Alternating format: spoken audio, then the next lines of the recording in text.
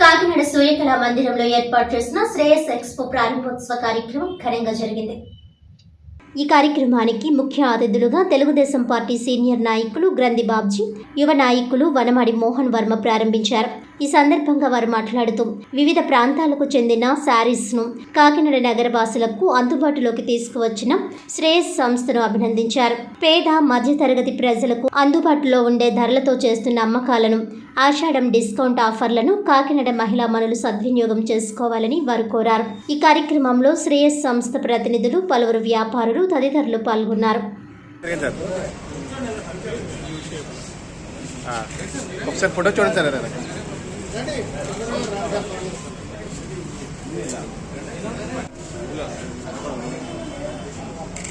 Ready sir, smile.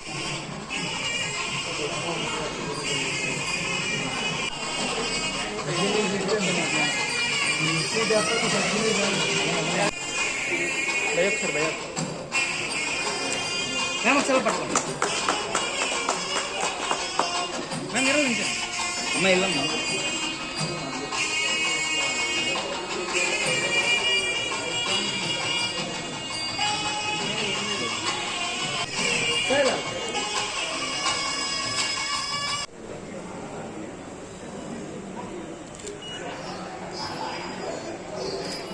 Okay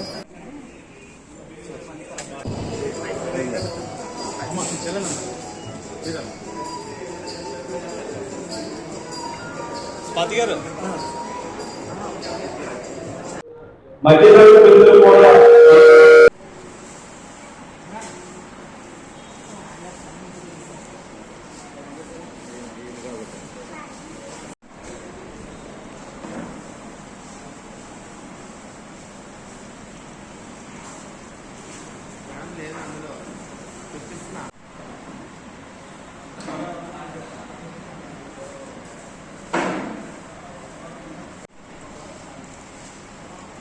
అందరికీ నమస్కారం అండి.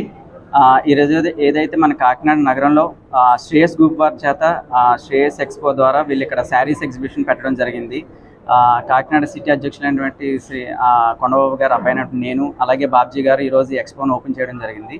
ఇక్కడ కేవలం షోరూమ్స్లో దొరికే విధంగా కాకుండా నార్త్, సౌత్ అన్ని రీజన్స్ సంబంధించిన శారీస్ ఇక్కడ తక్కువ ధరలకు దొరకడం జరుగుతుంది.